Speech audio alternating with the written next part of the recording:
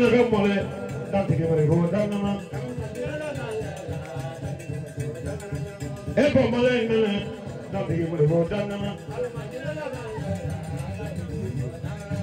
Bamasile mweje dantige mare go danama jolola jinanaga kuluba jinanaga corona jinanaga nebo jinanaga kuluba jinanaga nebo jinanaga belgo jinanaga mole ndiga dantige mare go jinanaga mole dantige mare go danama Bamasile mole dantige mare go danama Imagine naga, imagine naga mula, imagine naga mula, kalau imagine naga ni, imagine naga mula ya, kalau imagine naga ni, imagine naga ya, kalau imagine naga ni, imagine naga tapi.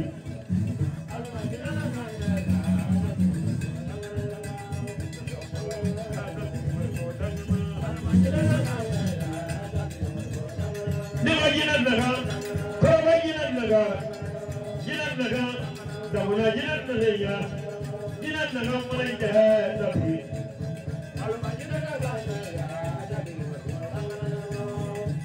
Bapak tapi.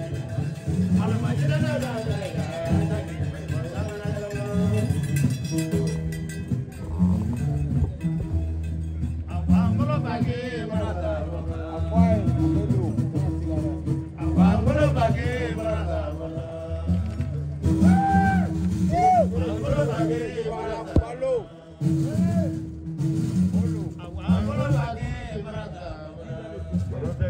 Ay merasa, Banglo bagi merasa, merasa ni, Banglo bagi merasa, ibu merasa, kamu nina merasa ini agak ni, Banglo bagi merasa, ini kan lebih jelas, ni boleh pemakai apa atau main itu, kita ada sukses, ya, apa ni saya tunggu kali. Bama ima dulu kami ini hak kawan kita terima rekodan dengan jologo. Semua orang boleh kuat sendiri. Boleh juni suraburu. Orang boleh kuat sendiri. Namun ni orang punya nebi gap itu wali. Simul semua ada orang tu boleh kaki dulu ni. Ni hedo orang wali ni. Muka ye nyonga muka dah ikhlas ni dunia.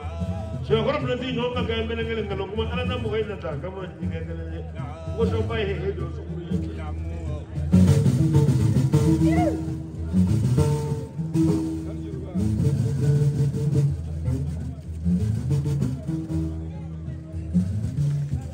ये पमनी से पमनी तो नमनी है तुम्हारी बात खबर करी वो चेव बराबर होगा चेवना चेवनो बराबर वो चेवनो बराबर होगा चेवना चेवनो बराबर बरसा फले योंगा बुरीना बुरीना इन्ना जेबो हमारा हमारा नामोला तेरेना हमारा तेरे जमुना मोहना तेरेना काजलो तेरे करो काजलो चलो तेरे हमारा बरसा बरा जबला मो भाई जमाना ने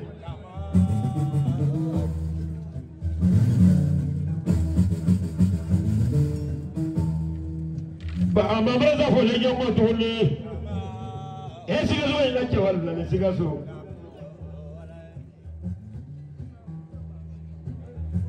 जब नामोला तेरेला जब ये जब नामोला तेरेला काजल सगरे जब नाजल सगरे जब बाबरा भी मला साबना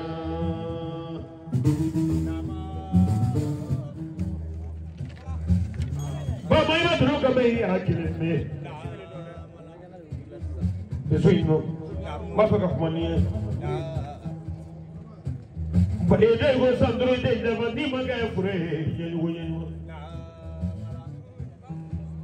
Ngai boleh jawab mana nak gua. Faham mana gua ya bebe bege gua. Kira dah kasar apa jadi gua ni. ado fana ni bi tigre ni bole bembe fana no do ba da mena ngota lawa yani sabanga da ba jombe ga burere fa ko yuwe chama sala nyana de sakama da ba ko site de na san duru ba hanye yuwe o gare wele bla ko da kunu duri bo me la sakama bla je bolole ibala se ga ma ga huwe de ka bo bolo la fa de wolo mo de ka sawale de na ha bolo ko buru to ma ye wolo de mo de o jona kala ko manda dina ala da ko buru ba so bi no me fu ka sawale duro begini te ga yira wolo fi ba ka sawale sale fu baba ko nyana ne ne ne kana mo de ko nyana so yi mo na du so ko di wele se ga fana ga do be bla e fana me ta Allah ya ne sini du se mo na ga ma nyon ko lo ga te boro bi ta ga mo la digna di mas ko bi na ni hallo so hedele ko te de ka sila be ga ko la ko be ko mo ni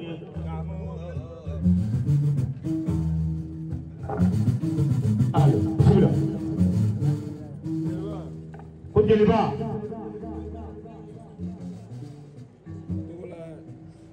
Togola TV amafo na yesu na mafoli ke maki ame wali ni mando maki bi de na mo façon be ya ay ni yedum na ko ale ko ni joye tuguni atara tagara kana kana sambena le vieux fait tu vas pas faire au coffre on a que filmou yé d'abord filmou quand tu la seule pour affier allez le paquet s'il veut faire tiens de cas autour d'abord placé où quand bolowera ta tourner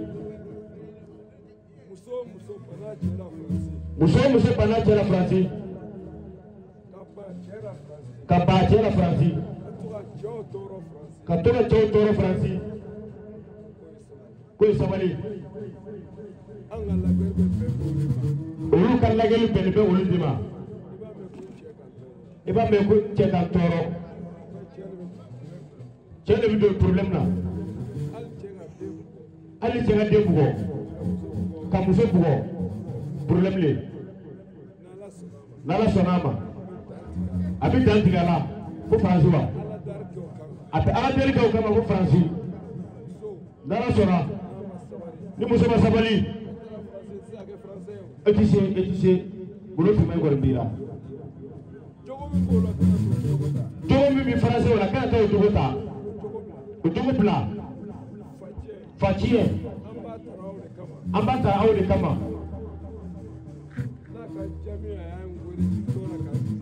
na jaramiye aka ko tiktok sa ka critique na furuje ne ya wele ko musuko kuma fo abi dansiri abi fusiro dana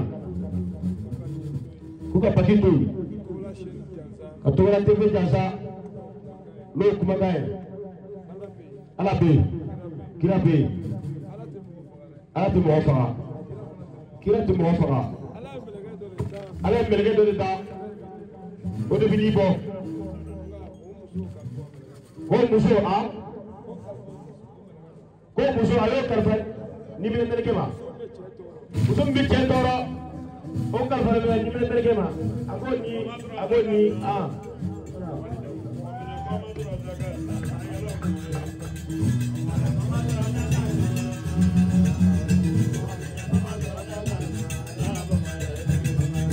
Bamadro Dagana, Momine Bamadro Dagana, and you know my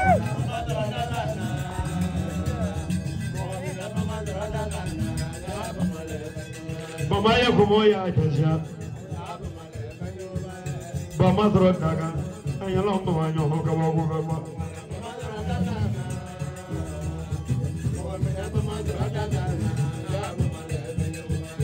Bamadro Dagana, Salemo Bamadro Dagana, and yellow Kulula, would you want me? How come over here?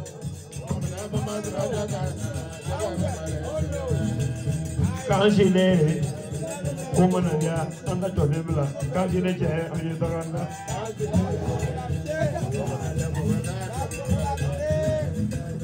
Tobola TV, Omanaya, Nagatonebla, Kanjile, Gayawanda.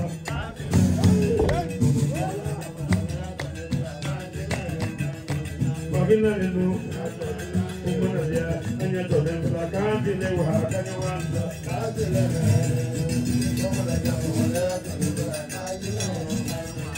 Kajile,